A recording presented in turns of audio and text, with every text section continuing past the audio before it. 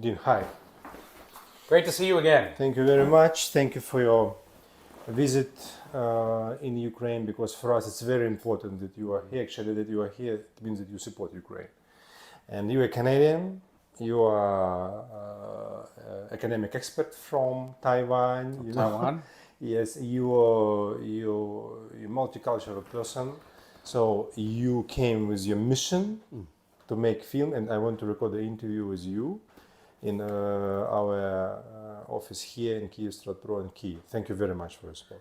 My pleasure. It's really a pleasure to be here, and I'm glad we have a chance to do this. Yeah, So it's good luck.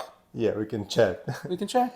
So my first question concerning the concerning China, I know that it's not your maybe direct expertise. However, our foreign minister Kuleba visited China just a few days ago, and it's a very for a lot of experts in Ukraine, and it's a very unusual actually visit, because some people say that China is ally of Russia. Some experts say that no, it's an independent superpower which has their own interests. How you can estimate the foreign policy of China during the last 2 years after the so-called full-scale invasion of Russia in Ukraine? Well, my perspective is from Taiwan. I live in Taiwan, and so the perspective of Chinese foreign policy often comes in the form of missiles flying over Taiwan, or incursions across the median line, ships harassing the Taiwanese outlying islands. So it's very much it's a increased hostility.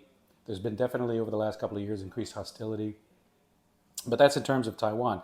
I think internationally, China's doing what it's been doing for decades, really, which is extending its influence into almost every region of the world: South Africa, Africa, Yeah, I should say South America. Yeah, everybody sees it. Yeah, the Belt and Road Initiative is a huge effort to increase Chinese profile, Chinese allies, all around the world.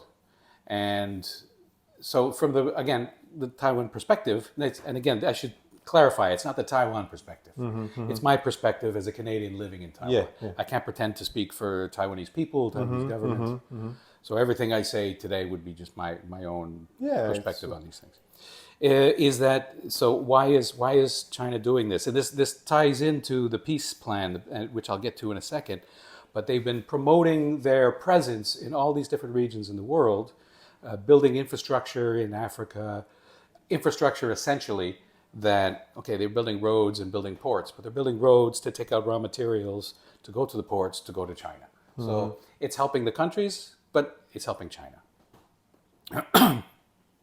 And why are they doing this? I think they sense from the big sort of macro sort of geopolitical perspective, the strategy is that American influence is declining, and so we have many writers that talk about a Thucydides trap. When one power declines, another power is on the ascendance, then it's inevitable that there will be a clash. Now, do I think it's inevitable? No, I think that we can avoid it, but it looks very much like a possibility that there will be a clash of influence, if not an actual physical kinetic war. Then there will be a competition there already is a competition for influence between a declining America and an ascendant China. And so, for example, you asked about, we were talking earlier about the Chinese peace plan, similar to they attempted in the Middle East. And I think there's a couple of reasons for that. One of which, and I think one of the more important, is they want to take a role. They want to be seen internationally in the role that America may be retreating from. So America is a very international, in the post-Cold War era, was a very international, it was a macher. I mean, they made things happen. So China's saying, okay, we could do that. We could be the people who come in and negotiate peace. So it's some kind of part of the Chinese propaganda for their own people. Oh, for that, for sure, too. Yeah, I think it's very important for the Chinese government now. And you mentioned very important thing: One Belt, One Road initiative. I was a representative of the media in the media forum several times on this initiative, and I saw how important for the current government, for the ruling party in China, and for actually a lot of political elite in China, the question of Taiwan. So my second question concerning actually the future of Taiwan, how you see, you actually already explained something that it's quite tension situation there, and not only in Taiwan, all the Asian region, I would say, the Pacific region. So what do you see the future developments of the situation regarding the general deterioration of the geopolitical situation? So, excuse me. Oh, it's okay. So Taiwan, Because I can explain why. My personal estimate that it's a very, very high probability that sooner or later the current Chinese government may initiate some kind of military operation. But it's also, I mean, just personal. What do you think? well, I think a lot of people share your view. I tend to agree as well. And there's a lot of reasons for that. One of which is Xi Jinping. So before Xi Jinping, so the days of Hu Jintao and Jiang Zemin. They always say about They were developing China. China was becoming rich slowly. China was, and so we in the rest of the world, we sort of promoted China's growth. Why? Because China before that was sort of closed off, but there's an intense amount of potential there, economic and cultural potential there, that was going to be unleashed and join the international group of nations and become a responsible member of the international community. And we all wanted this to happen. So the rest of the world was really promoting Chinese growth. And then, so it was on a very positive trajectory. And even in Taiwan, there was thinking that, you know, if things keep on progressing in this way, then after economic freedom, there will be more political freedoms. And then maybe we can have some kind of not unification, but some kind of coexistence. Maybe a commonwealth type of setup, but something. But then sort of Xi Jinping took over, and he became a very Putin kind of figure. He accumulated power around himself. He took the head of the Central Military Commission. He's become head of all of the party congresses, the party factions. He has managed to eliminate all of his potential political rivals within the party. And he has said, look, Taiwan's part of China. This is part of the Chinese dream. And so there's thoughts that if there's a man like that in charge, if Putin could do what he did here in 2022, then Xi can do the same in 2025, 2027, 2030, whenever. So it's a calculated marriage, I would say. Some calculated, very, very, very, some kind of, but partial union. I mean, it's a temporal union, I think. With China and Russia, I mean. So China and Russia? Yeah. Well, they call it a no limits partnership. When Putin met with Xi, it was a couple of years ago, I don't remember the exact circumstances, but they called it in their press release or whatever, we have a no limits partnership. And so China will support Russia, no limits to that support. Referring back to Taiwan, so you think that how important this question for Chinese foreign policy? I mean, if the Taiwan issue? Yeah. For China's foreign policy, not too important for their foreign policy, but it's cultural. It's psychological. It's ego.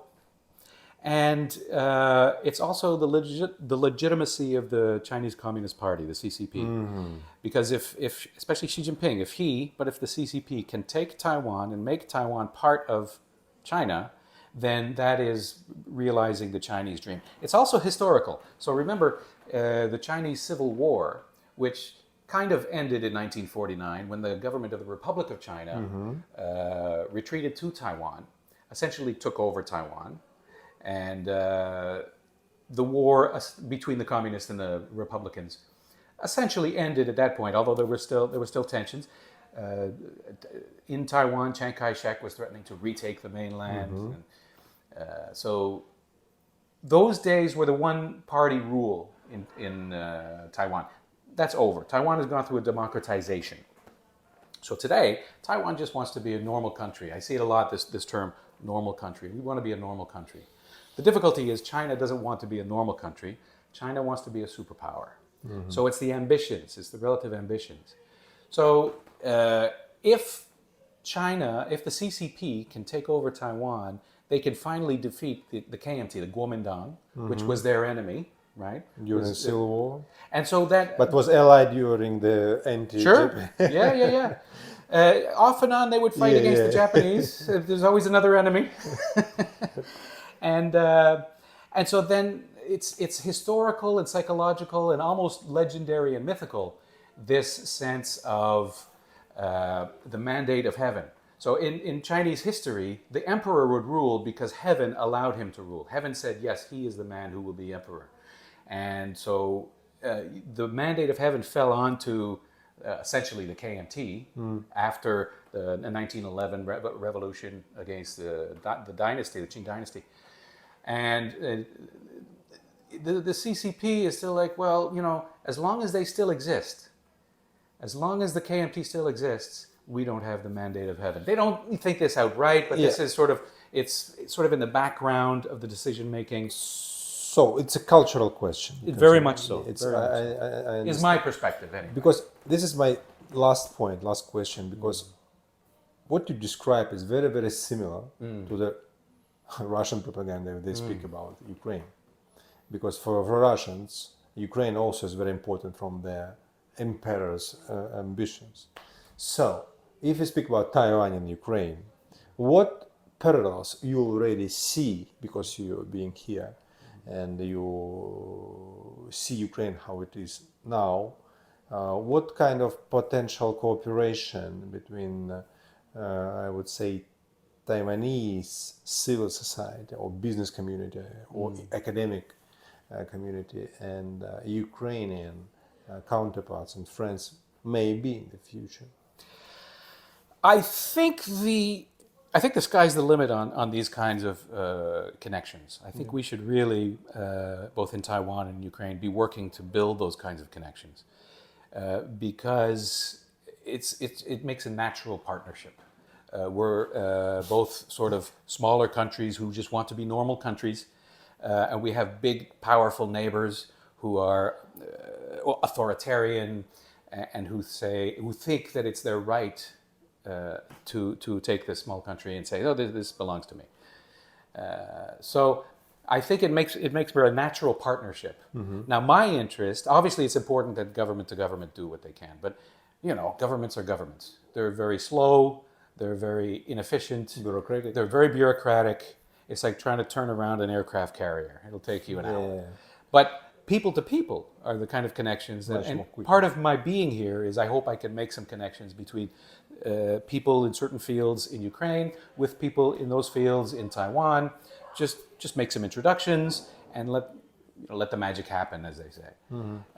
So we'll see, especially in Taiwan, since the Russians invaded Ukraine, there's been an interest, I think, in the international media, and that made the interest in Taiwan as well, an interest in what is the reality of there being a potential Chinese attack. It could be more real than we thought. So there's been this grassroots, this bottom-up effort for civilians to train themselves in things like combat first aid. So, you know, if something happens, there's a kinetic war, they can assist on the battlefield with the wounded.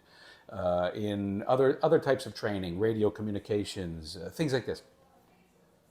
But maybe they could share some training. We could have some Taiwanese come over here and do some training with Ukrainian civil service trainers. So it's a mutual education.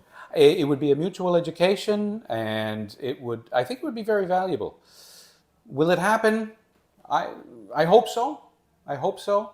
And I will do what I can to try and, you know, allow it to happen, to clear a path for that to happen. But, you know, I'm a little guy. I'm not the president of anything. Yeah, but you're a promoter, I would say. And you're an independent person, because you can, nobody can say that, look, this guy is pro. You are Canadian who see the potential natural cooperation between the different partners, potential partners. You can be a good mediator, I think, because you have moral right to be such kind of mediator. I'll do what I can. Thank you very much for your help. You already did a lot. Well, thanks for having me. Yeah, and I hope we can cooperate and continue our cooperation here in Ukraine and also in Taiwan and in other parts of Europe. Thank you very much. So do I. Thanks again, man. Thank you very much.